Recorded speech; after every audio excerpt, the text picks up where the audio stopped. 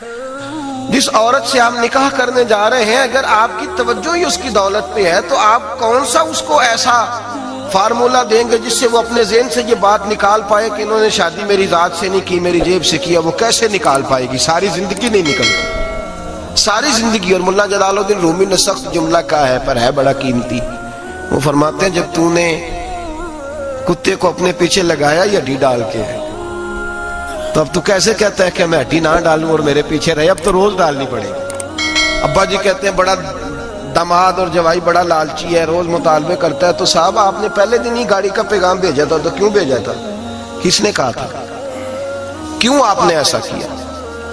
آپ نے ان دو جوانوں کو، ان دو جو ہے وہ خوبصورت لوگوں کو جن کی ابھی زندگی کی کوئی بہار نہیں دیکھی تھی، آپ نے ان کا رشتہ دولت کے ساتھ جوڑ دیا۔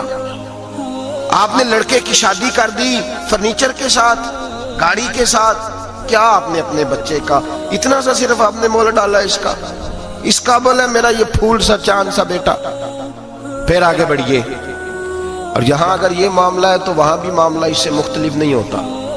لڑکی کو بھی سمجھنا چاہیے کہ اگر میں اس کو، پھر کہتے ہیں جی داماد صاحب لالچ بڑا کرتے ہیں، بھی تو وہ لالچ کرے گا، آپ نے اس کو لالچ پہ لگایا ہے تو کرے نا۔ کیوں لگایا آپ نے؟ کس نے کہا تھا آپ کو لالچ پہ لگائیں؟ کیوں آپ نے وہ سارے مد و جزر اس کی؟ ہم جو غریب لوگ ہوتے ہیں، سادے لوگ گھروں میں، ہم بھی جب رشتہ دیکھنے جاتے ہیں تو کرائے کی کار لے جاتے ہیں ان پہ پریشر ڈالنے کے لیے۔ وہ بھی کوئی عام تو نہیں نا گولیاں کھیلے ہوتے، وہ بھی ہماری طرح کے ہیں، وہ بھی پڑوسیوں کے برتن منگا لیتے ہیں کھانا کھلانے کے لیے، وہ بھی دوسروں کا سامان لا کے قالین بچھا لیتے ہیں۔ تو ایک طرح کا رشتہ ہے۔ اب کیا ہوتا ہے؟ دولت کے ساتھ رشتے ہوتے ہیں۔ میرے نبی پاک صلی اللہ علیہ وسلم نے 3 باتیں بیان کی اور بڑے میٹھے، بڑے ٹھنڈے، بڑے خوبصورت۔ اس خدا را جنہوں نے بچیوں کے رشتے کرنے، منت کر رہا ہوں انہیں بچوں کے رشتے کرنے، خدا را ان کی بنیاد صحیح رکھنا۔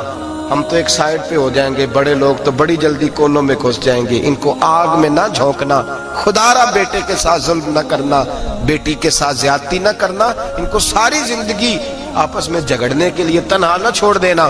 میرے نبی کریم صلی اللہ علیہ وسلم نے فرمایا 3 چیزیں دیکھ کے لوگ شادی کرتے ہیں۔ حضور کیا؟ اللہ کے حبیب نے فرمایا لوگ دولت دیکھ کے شادی کرتے ہیں۔ اپنی بیٹے اور بیٹے کی شادی دولت دیکھ کے نہ کرنا، دولت متکبر بنا دیتی ہے۔ لفظ حدیث میں فرمایا نہ خالی دولت نہ دیکھنا، خالی دولت دیکھ کے شادی نہ کرنا، یہ متکبر بنا دے گی۔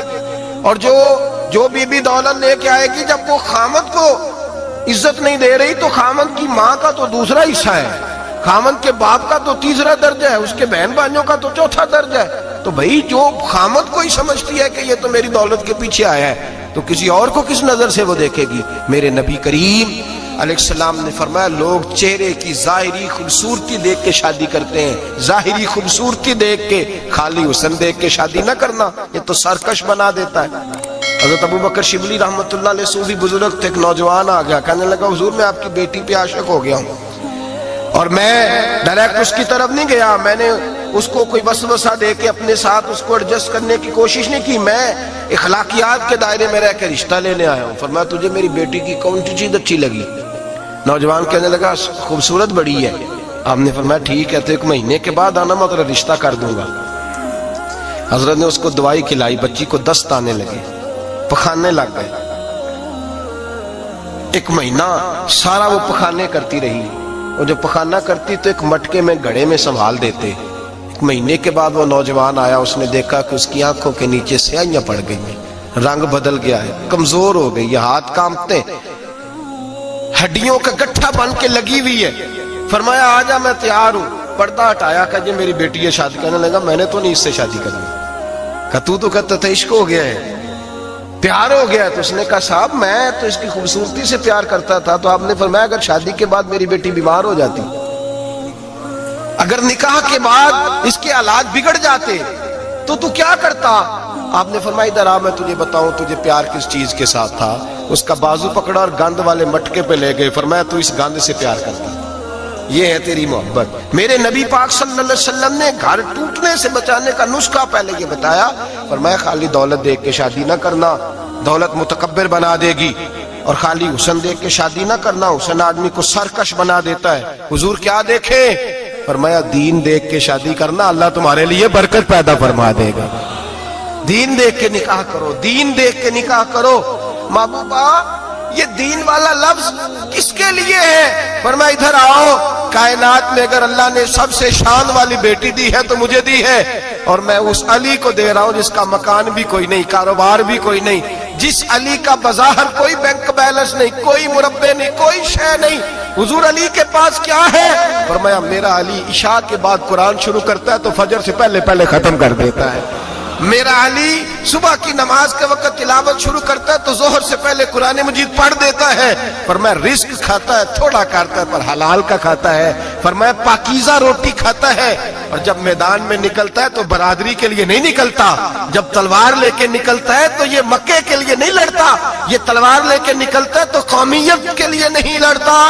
محبوب کس لیے لڑتا ہے؟ فرمایا یا خدا کے لیے لڑتا ہے یا محمد مصطفیٰ کے لیے لڑتا ہے۔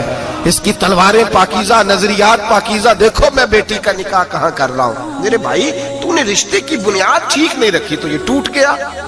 لیکن ہاں آپ کہتے ہیں مصری صاحب آپ نے نیچے جو ہے نا وہ بنیاد، اس کی بیس جو تھی، نیو جو تھی وہ صحیح نہیں تھی تو دیوار گر گئی۔